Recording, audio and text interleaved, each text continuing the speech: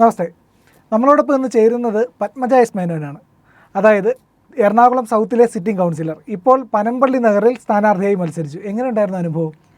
വലിയൊരു അനുഭവം തന്നെയായിരുന്നു. ജനങ്ങളുടെ ഒരു ആറ്റിറ്റ്യൂഡ് ഡിഫറൻസ്. 3.5 കൊല്ലം മുമ്പാണ് ഞാനൊരു ബൈ ഇലക്ഷനിൽ നിന്നത്. അന്നത്തെ വോട്ട് ചോദിക്കാൻ പോകുമ്പോഴത്തെ അനുഭവത്തിൽ നിന്നും തികച്ചും വ്യത്യസ്തമായിരുന്നു ഇത്തവണ പോകുമ്പോൾ. ആദ്യം തന്നെ എനിക്ക് പറയേണ്ട ഒരു കാര്യമുണ്ട് കേട്ടോ. അപ്പോൾ നമ്മൾ സ്ത്രീകളാകുമ്പോൾ നമുക്ക് എല്ലാ വീട്ടിലൊന്നും പോയിട്ടൊന്നും റെസ്റ്റ് റൂം യൂസ് ചെയ്യാൻ പറ്റുമോ എന്നറിയില്ല. അപ്പോൾ ഒരു സാധാരണ എന്നെ പോലെ തന്നെ വേഷം ധരിച്ചൊരു സ്ത്രീ ഒരു 6ലോ 7ലോ പഠിക്കുന്നൊരു മകളും കൂടി ഇരുന്ന് എന്തോ കളിക്കുന്നുണ്ട്. വാതിൽ തുറന്നു.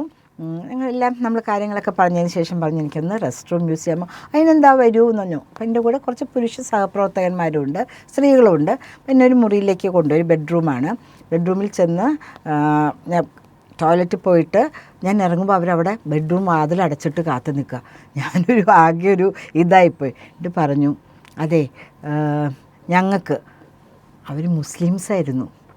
ഒന്നും നമുക്ക് മുസ്ലിമാണെന്ന് തോന്നുന്ന വിധത്തിൽ യാതൊരു വസ്ത്രധാരണ രീതിയും ഇല്ലാത്തത് കാരണം ഞാൻ മറ്റ് കമ്മ്യൂണിറ്റീസാണെന്ന് വിചാരിച്ചു. ഞങ്ങൾക്ക് 51 രാജ്യങ്ങളുണ്ട്. ക്രിസ്ത്യൻസിന് അതിനേക്കാട്ടിലും കൂടുതൽ രാജ്യങ്ങളുണ്ട്. നിങ്ങളുടെ പാവം രാമന് ഒരു രാജ്യമെങ്കിലും വേണ്ടേ? അതിനു വേണ്ടി എന്തിനാ ഇങ്ങനെ ശണ്ട കൂടുന്നത്? ഞങ്ങളെപ്പോലുള്ളവർക്ക് ടെൻഷനാണ്. ഇവിടെ ഒരു പ്രശ്നവുമില്ല, ഒന്നുമില്ല. എങ്ങനെ വേണമെങ്കിലും ജീവിക്കാം. തട്ടുവിടോ ഇടാണ്ടിരിക്കുകയോ മറ്റേ പർദ്ദ ഇടുകയോ ഇടാണ്ടിരിക്കുകയോ എങ്ങനെ വേണമെങ്കിലും ജീവിക്കാം. അപ്പോൾ എനിക്ക് മനസ്സിലായി പത്മജ മാഡത്തിന് ഞാൻ മുസ്ലിമാണെന്നൊന്നും മാഡത്തിന് തോന്നിയിട്ടില്ല എന്ന് എനിക്ക് മനസ്സിലായി. അതുകൊണ്ട് മറ്റുള്ളവർ കേൾക്കാതിരിക്കാൻ വേണ്ടിയാണ് ഞാൻ വാതിൽ കുറ്റിയിട്ട് പറയുന്നത്. നിങ്ങളുടെ രാമനും ഒരു രാജ്യം വേണ്ടേ? നിങ്ങൾ എങ്ങോട്ട് പോകാനാണ്? നിങ്ങൾ രാജ്യമില്ലാത്തവരായി തീരുന്നൊരു കാര്യം ഞങ്ങൾക്ക് ആലോചിക്കാനേ വയ്യ. വേറെ ഏത് രാജ്യത്ത് പോയാൽ ഇതുപോലെ സൗകര്യമായും സന്തോഷമായും ഞങ്ങൾക്ക് ഇഷ്ടപോലെ ജീവിക്കാൻ പറ്റും. കാറിൽ കയറി കാർ ഓടിച്ചാൽ ടക ടക ടക ടക അല്ലേ? എന്തെങ്കിലും വേഷവിധാനത്തിലൊരു വ്യത്യാസം വന്നാൽ ടക ടക ടക ടക ടക. വേറെ ആരുടെയെങ്കിലും മുഖത്തേക്കൊന്ന് നോക്കിപ്പോയാൽ ടക ടക ടക ടക.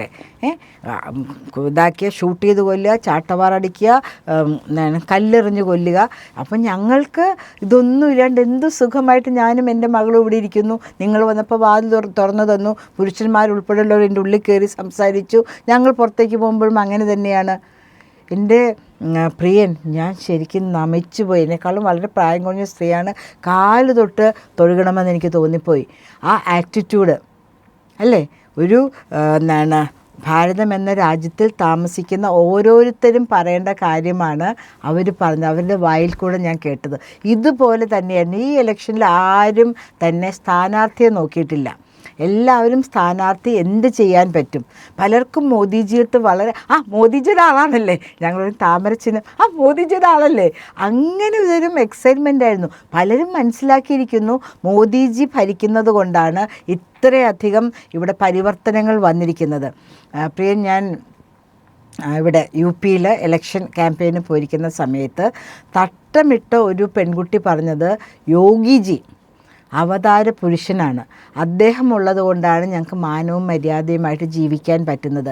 അല്ലെങ്കിൽ അവിടെ മുഴുവൻ ഈ ബലാത്സംഗങ്ങളും കൊലപാതകങ്ങളും അങ്ങനെയൊക്കെയാണല്ലോ. പെൺകുട്ടികൾ സ്വപ്നം കാണാൻ തുടങ്ങിയത് യോഗിജി വന്നതിന് ശേഷമാണെന്ന് പറയുന്നത് തട്ടമിട്ടൊരു പെൺകുട്ടിയാണ്. നമ്മുടെ ഇന്ത്യയിൽ ആർക്കും എങ്ങനെയും വസ്ത്രം ധരിച്ചുകൂടെ?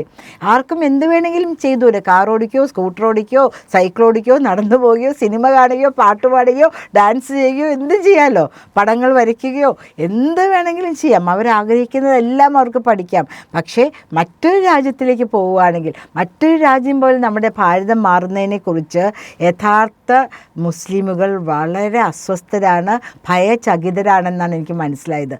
അതുപോലെ തന്നെ ഇവിടെ ഞാൻ ഒരിക്കലും അങ്ങനെ മുസ്ലിംസ് ഫ്രണ്ട്സ് ക്രിസ്ത്യൻ ഫ്രണ്ട്സ് എന്നൊന്നും പറയാത്തത്. All of them are my friends. ലോക സമസ്ത സുഖിനോ ഭവന്തോ എന്ന് മാത്രമേ എൻ്റെ അച്ഛൻ പഠിച്ചിട്ടുള്ളൂ. ഇത്രയും പ്രായമായിട്ട് അമ്പലത്തിലൊക്കെ പോകുമ്പോൾ ചില ആൾക്കാരൊന്നും വലിയ ശ്ലോകങ്ങളൊക്കെ ചൊല്ലണ കാണുമ്പോൾ എനിക്കൊരു എന്നോട് തന്നെ അയ്യോ ഇതൊക്കെ ഞാൻ പഠിക്കേണ്ടതായിരുന്നോ എന്നൊക്കെ തോന്നും.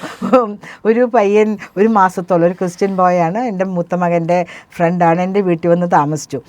എന്താണ് വൈകുന്നേരം അവനെ ബൈബിൾ എടുത്ത് വായിക്കും. ഒരു ദിവസം എൻ്റെ അടുത്ത് വന്ന് പറയാം, ആൻറ്റി ശ്രീഹരി അർജുനെ എന്താണ് പ്രാർത്ഥന ചൊല്ലാൻ പഠിപ്പിക്കാത്തത്?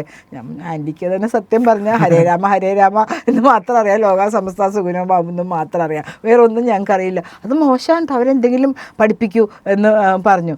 ഞാൻ പറഞ്ഞു വരുന്നത്, ഇങ്ങനെയൊക്കെ ജീവിക്കാൻ പറ്റുന്ന ഒരു രാജ്യം എന്ന് പറയുന്നത് ഇന്ത്യയാണ്. ഇവിടുത്തെ വോട്ടർമാർ മാറി ചിന്തിച്ചു തുടങ്ങിയിരിക്കുന്നു. ഹാർമോണിയസ് ആയിട്ട് സ്നേഹത്തോടെ സൗഹാർദ്ദത്തോടെ ജീവിക്കുവാൻ പറ്റുന്ന ഒരേ ഒരു രാജ്യം ഇന്ന് ഭാരതമാണ് എന്നും അവിടെ സ്നേഹത്തോടും യാതൊരു ടെൻഷനും ഇല്ലാണ്ട് ജീവിക്കണമെങ്കിൽ മോദിജി തന്നെ ഭരിക്കണമെന്നും വോട്ടർമാർ ചിന്തിച്ചു തുടങ്ങിയിരിക്കുന്നു. പ്രിയൻ, എനിക്ക് കിട്ടിയ അനുഭവം, ഇപ്പോൾ നമ്മൾ മറ്റ് ന്യൂനപക്ഷത്തിൻ്റെ അവിടെയൊക്കെ പോകുമ്പോൾ they are just talking about developments. What all developments can you bring as a BJP candidate? I said I can bring a lot of developments. സെൻട്രലിൽ നിന്ന് പൈസ ഇഷ്ടം പോലെ വരും, ആര് ചോദിച്ചാലും വരും. I was central government nominee Kerala state social welfare ബോർഡിലെ. അവിടെ മീറ്റിങ്ങിന് പോകുമ്പോൾ അവർ പറയുന്നൊരു കാര്യമുണ്ട്, ഈ പൈസ മുഴുവൻ നിങ്ങളുടെ ടാക്സ് മണിയാണ്, നിങ്ങൾ ചോദിക്കൂ. ഇവിടുത്തെ ഇന്ത്യൻ മുന്നണിക്കാർ ചോദിക്കില്ല. പൈസ എവിടെ നിന്ന് വന്നു എന്ന് ചോദിക്കുമ്പോൾ അത് സെൻട്രൽ ഗവൺമെൻറ്റിൻ്റെ പൈസയാണെന്ന് പറഞ്ഞത് മോശമല്ലേ? BJPക്കാരുടെ പൈസയാണ്. അത് BJPയുടെ പൈസയല്ലല്ലോ, നമ്മുടെ പൈസയല്ലേ, നമ്മൾ ടാക്സായിട്ട് കൊടുക്കുന്ന പൈസയല്ലേ. ആ മറ്റേ നമ്മൾ ബാക്കി വീടുകളിൽ, അത് ആരുടെ വീടായിക്കോട്ടെ, everybody was bothered only about what developments I can bring as the BJP candidate. അത് തന്നെയായിരിക്കണം എല്ലാ സ്ഥാനാർത്ഥികളും നേരിട്ടുണ്ടാവുന്ന ചോദ്യം. ഞാൻ പറഞ്ഞു, നമുക്ക് ഇഷ്ടം പോലെ സെൻട്രൽ ഗവൺമെൻറ് ഫണ്ടുണ്ട്, നമുക്ക് കുടിവെള്ളമില്ല, പല സ്ഥലത്തും കുടിവെള്ളമില്ല. പ്രിയൻ, ഒന്ന് വിശ്വസിക്കാൻ പറ്റുമോ? 61 ഇട്ട തുരുമ്പെടുത്ത പൈപ്പുകളാണ്, സിവേജ് ലൈനാണ് കാനയുടെ ഉള്ളിൽ കൂടെ പോകുന്നത്. അപ്പോൾ ഇത് പൊട്ടിക്കഴിയുമ്പോൾ അതിൻ്റെ ഉള്ളിലേക്ക് മലിനജലം കടന്ന് ഈക്വാളിൻ ലെവൽ വളരെ ഹൈ ആയിട്ടുള്ള വെള്ളമാണ് നമുക്ക് കിട്ടുന്നത്. അങ്ങനെ ചെറിയ മനുഷ്യൻ്റെ ഏറ്റവും ആദ്യത്തെ ഒരു ആവശ്യം എന്ന് പറഞ്ഞാൽ കുടിവെള്ളമാണ്. ഇപ്പോൾ തന്നെ സ്റ്റുഡിയോയിൽ വന്നപ്പോൾ ഞാൻ ആദ്യം ചോദിച്ചു, ഇത്തിരി വെള്ളം തരാമോ എന്നാണ് ചോദിച്ചത്. അല്ലേ, കീറി പറഞ്ഞ ഡ്രസ്സൊക്കെ ഇട്ട് നടക്കാം, വെള്ളമില്ലാണ്ട് നമുക്ക് എങ്ങനെ ജീവിക്കാൻ പറ്റും?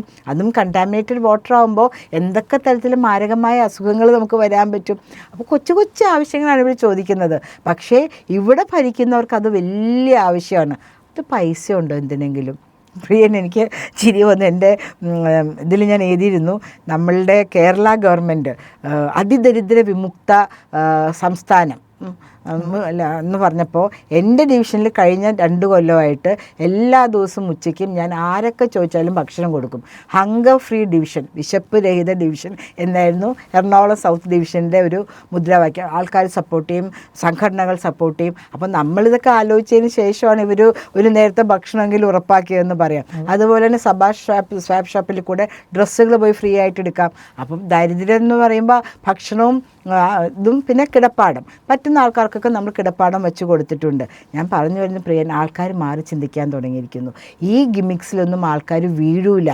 ഇവർ പറയുന്ന പോലത്തെ ഒരു നേരത്തെ ആഹാരം, ഒരു നേരത്തെ കഞ്ഞിവെള്ളം ഒന്നുമല്ല ജനത്തിന് വേണ്ടത്. ജനത്തിന് വേണ്ടത് സ്വസ്ഥതയും സമാധാനവും പരസ്പരം കലഹിക്കാതെയുമുള്ളൊരു ജീവിതമാണ് വേണ്ടത്. ഈ ഇലക്ഷൻ ക്യാമ്പയിനിൽ പോയ അവസരത്തിൽ മുഴുവൻ എന്നോട് ആളുകൾ ചോദിച്ചത്, സമാധാനം ഉറപ്പാക്കാമോ, ഞങ്ങൾക്ക് പുരോഗതി എന്ന് പറഞ്ഞാൽ നല്ല ഡ്രിങ്കിങ് വാട്ടർ, നല്ല വായു, അതുപോലെ വെള്ളക്കെട്ടില്ലാത്ത സ്ഥലം. എറണാകുളം മുഴുവൻ വെള്ളക്കെട്ടിലല്ലേ. നമ്മളുടെ പിണറായി സഖാവ് ഭാര്യാസമേതനായിട്ടല്ലേ എല്ലായിടത്തും പോവുള്ളൂ. ഇപ്പോൾ കൊച്ചുമകൻ മരുമോനും മോളൊക്കെ ആയിട്ടല്ലേ പോവുള്ളൂ. അവർ ഹോളണ്ടിൽ പോയി. 3 മീറ്റർ താഴെയാണ് ഹോളണ്ടിലെ ഭൂമി നിൽക്കുന്നത് കടലിനെക്കാട്ടിലും. പക്ഷെ അവിടെ വെള്ളക്കെട്ടൊന്നുമില്ല. ഞാനും പോയിട്ടുള്ളതാണ് കേട്ടോ. അപ്പോൾ ഇവിടെ വന്നിട്ട് പറഞ്ഞു, വി ഷുഡ് മലയാളത്തിൽ ഗീവ് റൂം ഫോർ റിവർ എന്ന് ഇംഗ്ലീഷ്, അതിൻ്റെ മലയാളം ജലത്തിന് നദിക്കൊരു മുറി കൊടുക്കുമെന്ന്. നമ്മൾ എറണാകുളം മുഴുവൻ സമർപ്പിച്ചേക്കുമല്ലേ? എല്ലാ സ്ഥലങ്ങളും നമ്മൾ നദിക്ക് സമർപ്പിച്ചേക്കല്ലേ?